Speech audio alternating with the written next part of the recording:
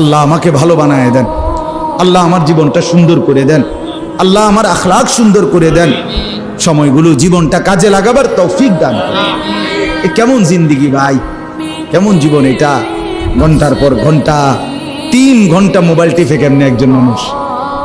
5 ঘন্টা মোবাইল টিপে কেমনে রে ভাই?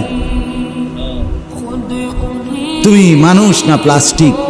হায় হায়, সারা রাত উলঙ্গ ছবি কেমনে দেখে রে দোস্ত?